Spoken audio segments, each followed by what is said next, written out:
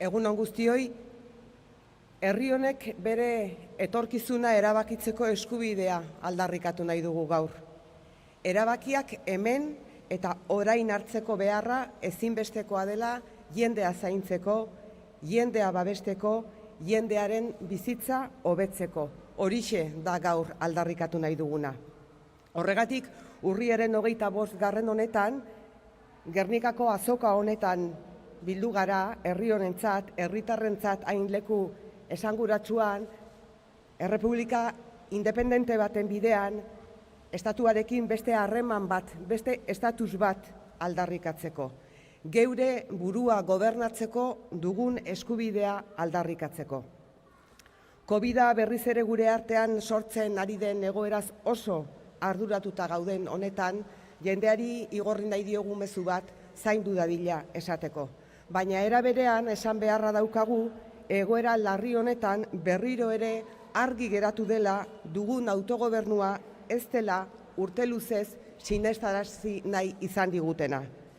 Nahikoa izan da auzitegi baten erabakia, bere epaia legedi espainolean oinarrituta duena, gogoratzeko hemen ezin dugula guk erabaki. Eusko Jaurlaritzak ezin izan ditu egikaritu birusari aurre egiteko neurriak baimenik eskatu gabe. Hain gauza sinplea, hain gauza beharrezkoa, hain gauza premiazkoa. Covidaren krisian gainera azken hilabeteotan ere argi geratu da, nahikoa dela bilera bat Madrilen, Euskal ordezkaritzarik gabe, geure autogobernua ia erabat desagertarazteko. Gernikako estatutua izan da urratua, izan da murriztua, ez da bete eta gainera mugak ditu, muga asko ditu. Eta konponbidea ez dago berriz ere atzeratu den eskumenen egutegi baten baitan. Herri honetako gehiengo sozial, politiko, sindikal zabalak urte asko daramatza aldarrikatzen erreminta berriak, erreminta gehiago, gure erremintak behar ditugula, gure erabakiak hemen hartzeko. Gure erabakiak errespetatu daitezen bermeak dituen harremana behar dugula. Euskal Herria Bildun uste dugu, herri honek guk aldarrikatzen dugun errepublika independentearen bidean estatus berri bat behar duela. Erabakitzeko eskubidean oinarritua, herritarren erabaki demokratikoak errespetatuko dituena, berdinetik berdinerako harremana bermatuko duena, bermeak dituen harremana edukiko duena. Aldarrikapen hau, soberania maila handiagoa behar dugunaren ideia hau, herri honen gehiengoak babestu du eta defendatzen du, ez ezker soberanistak bakarrik.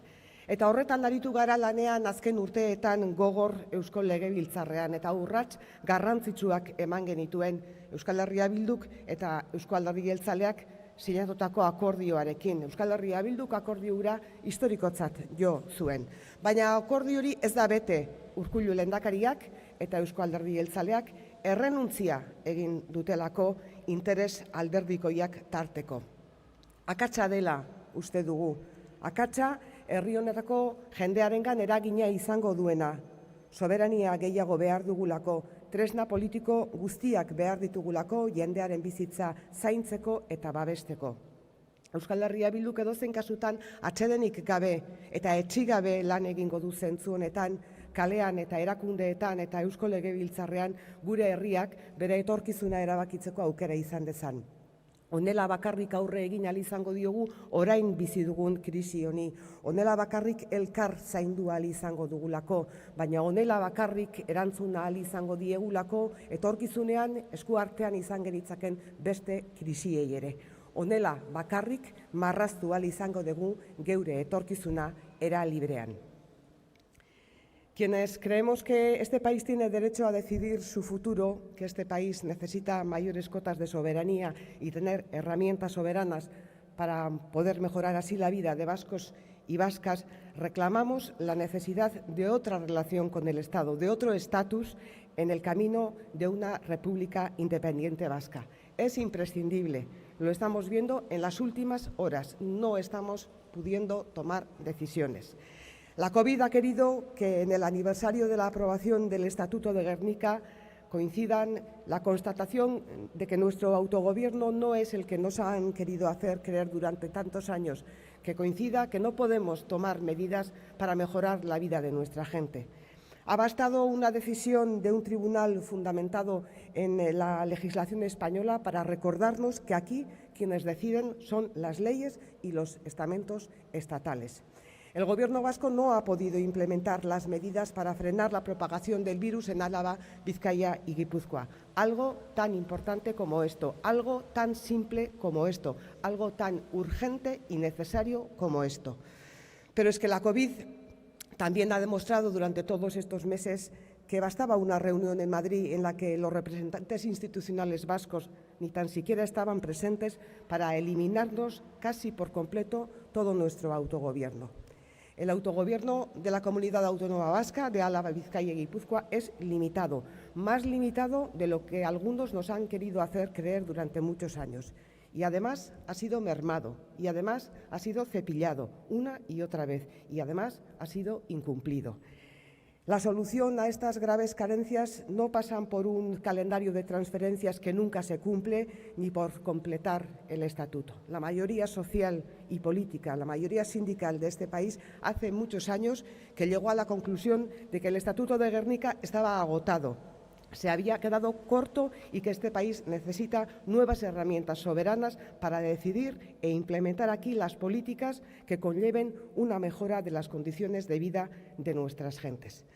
Desde Euskal Herria Bildu consideramos que es necesario un nuevo estatus para este país, fundamentado en el derecho a decidir que nos corresponde como país y como ciudadanos y ciudadanas vascas en una relación de igual a igual con el Estado, en una relación de una verdadera bilateralidad, una relación entre iguales para que, por ejemplo, no sea posible que en una tarde, en una reunión celebrada en Madrid sin representación vasca, nos quedemos sin autogobierno.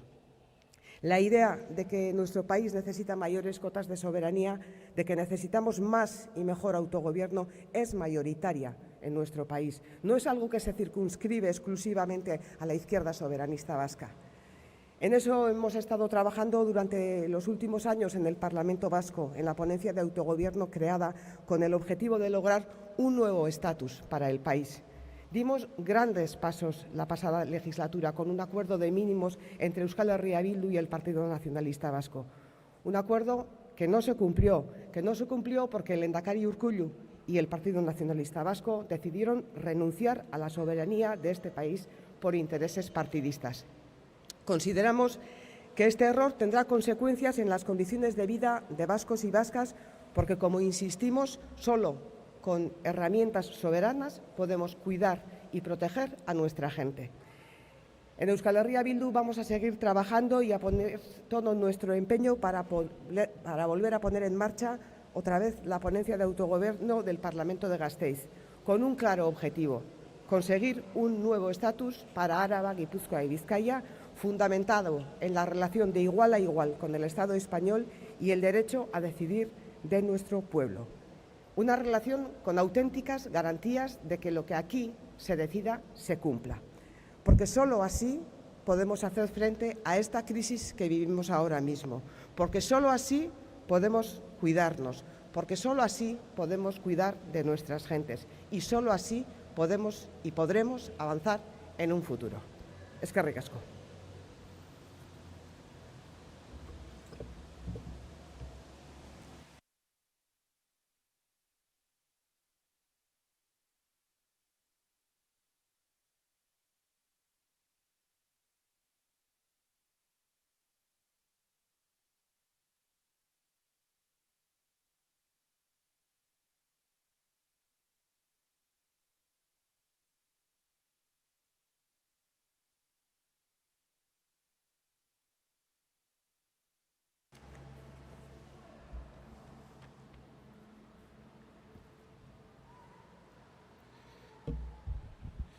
Eguardion guztioi, eta mila esker etortzeagatik, eta hor atzean zaudeten guztiei ere mila esker. Gaur Gernikara etorri gara, Maialenek esan duen bezala, Gernikako estatutuaren 41. urtemuga betetzen delako. Baina Bildu gaur ez du bakarrik hitz egin nahi Gernikako estatutuaz. Bildu gaur bere reflexioak Euskal Herri osoari helarazi nahi dio Gernikatik. Euskal Herri luze zabalari, 7 herrialdeei, Euskal Herria dena delako eta 7 lurraldez osaturiko herri bat garelako. Foralistak ginenean liberalak ziren beraiek. Autonomistak egin ginenean foralistak egin ziren eta independentistak egin ginenean autonomistak egin ziren. Gaur jakin izan dugu atzo eta gaur bai Alderdi Popularrak eta bai Alderdi Sozialistak autonomiaren inguruko bere hausnarketak egitera etorri direla Gernikara. Ondo dago. Horrek gauza bat esan nahi du. Eta horrek nolabait ere nabarmen uzten du gauza bat.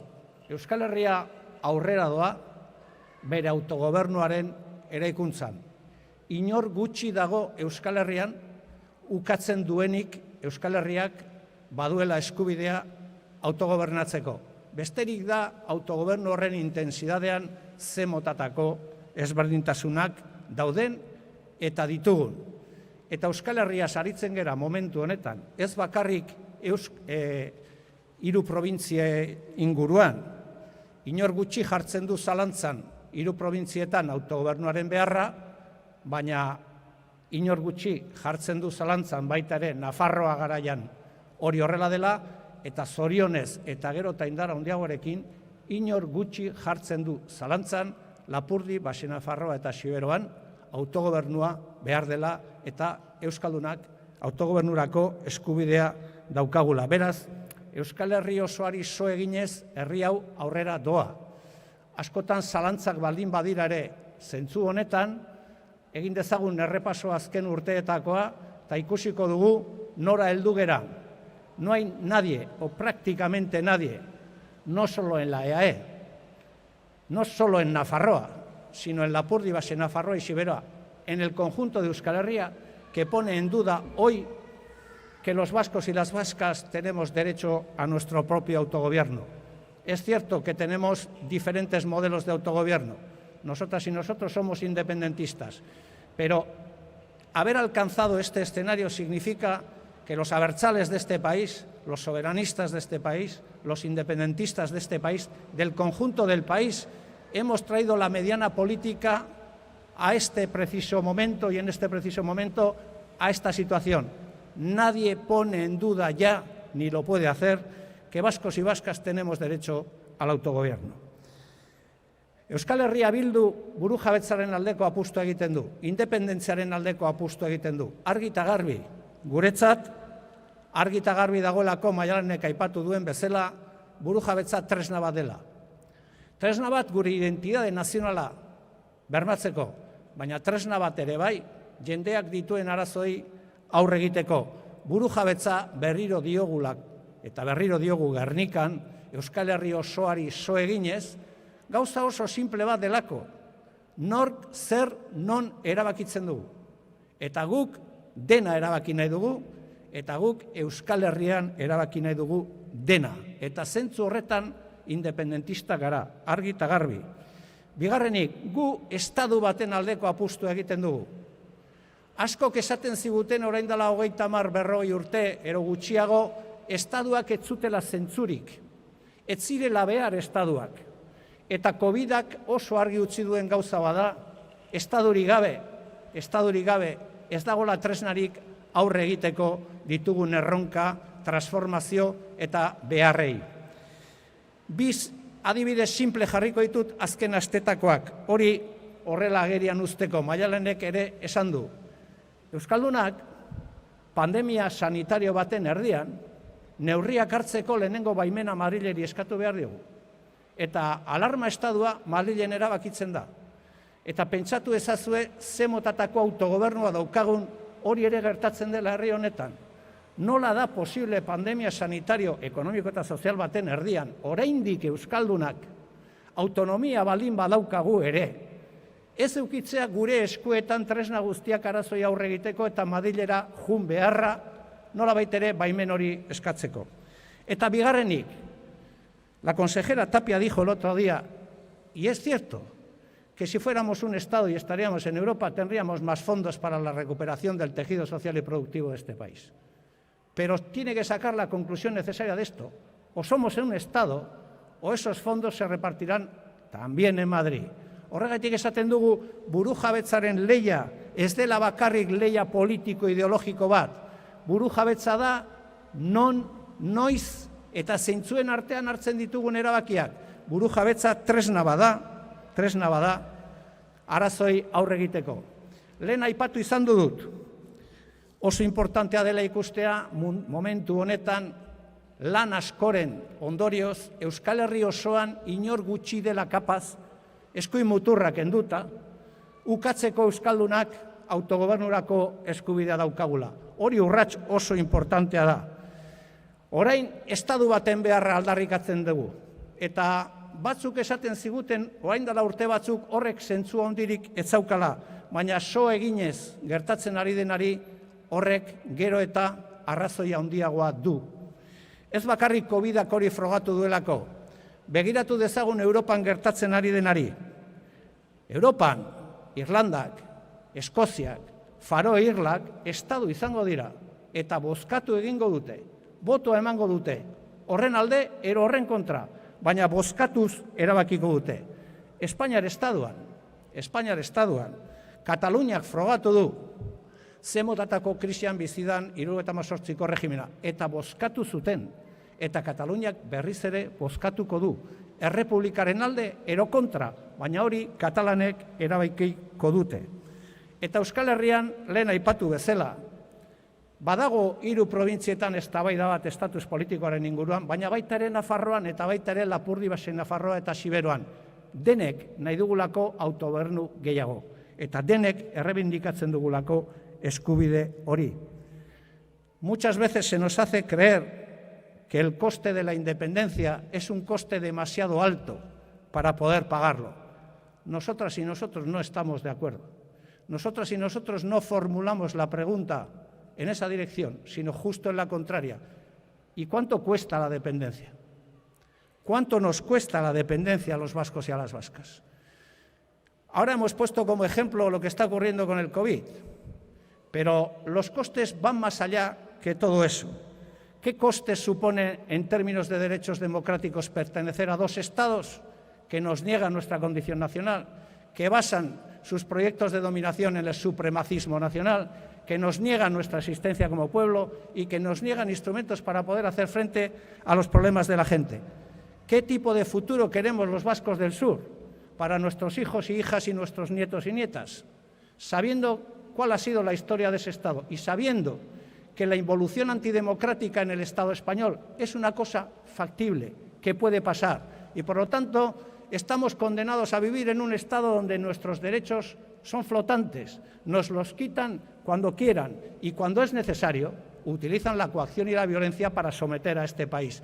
Es responsable seguir pensando que vascos y vascas vamos a construir un hogar para todos y para todas, seguro, siendo parte de ese Estado español que no nos reconoce. Nosotros pensamos que no.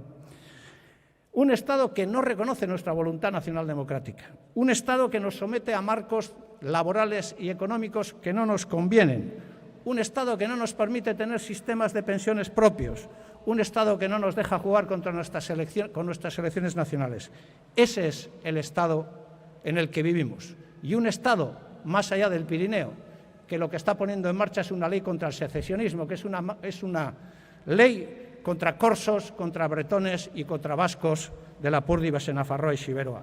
Horregatik diogu erabaki behar dela, eta guk erabakia hartua daukagula. Guk hau helarazi nahi diogu Euskal Herriari gaur, Gernikatik Euskal Herri osoari.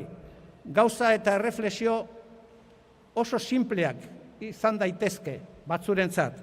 Guretzat funtsezkoak dira ulertzeko zein dan Euskal Herria Bilduk herri honi eskaintzen dion erreflexioa.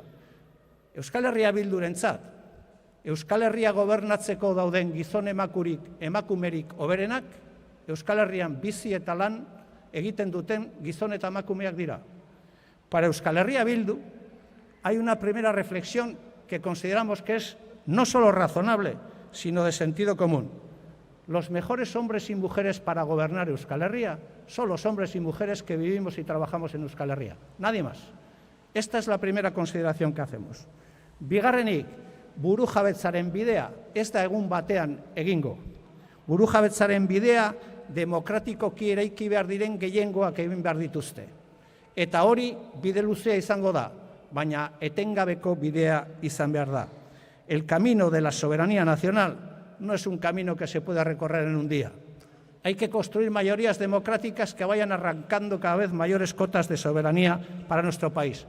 Paso a paso, sí, pero con la dirección bien clara, que es recuperar la totalidad de nuestra soberanía nacional.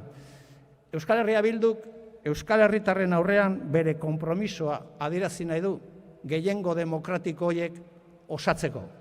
Ez gu bakarrik. Guk uste dugu burujabetzaren proiektua ez dela bakarrik alderdi politiko baten xedea, herri xedea izan behar dela. Eta beraz, Euskal Herria Bildu konpromiso bat dauka. Gehiengo demokratiko horiek Euskal Herri osoan osatzea eta eraikitzea. Ez gu bakarrik, nahi duten guztiekin, eta nahi duten guztiek horietan sartzen dugu herritarrak, herri mugimenduak, mugimendu sindikala, emakume mugimendua, gazte mugimendua eta bar. Euskal burujabetzaren proiektua herri proiektu bat delako. Euskal Herria Bildu gaur eta hemen azpimarratu nahi du hitza eta erabakia Euskal Herritarrena dela, eta ez beste inorena. Hoy queremos volver a decir que el compromiso de Euskal Herria Bildu es construir mayorías democráticas y sociales en el conjunto de Euskal Herria. Y queremos construirlo con otros y con otras, con los movimientos populares, con el movimiento sindical, con el movimiento de las mujeres, con los jóvenes, con todo el mundo que tenga la intención de recuperar nuestra soberanía y el respeto a nuestra identidad nacional, porque el proyecto de la soberanía vasca es un proyecto popular, es un proyecto nacional.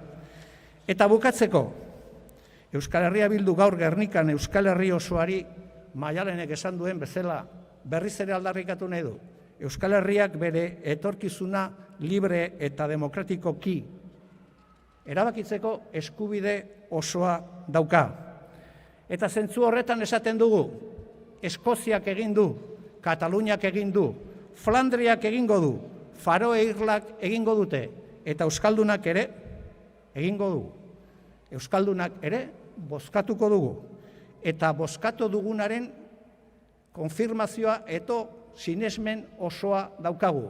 Euskaldunak ere Europan bozkatu egingo dugu. Tokatzen denean, baina bozkatuko dugu gure etorkizuna libre eta demokratikoki.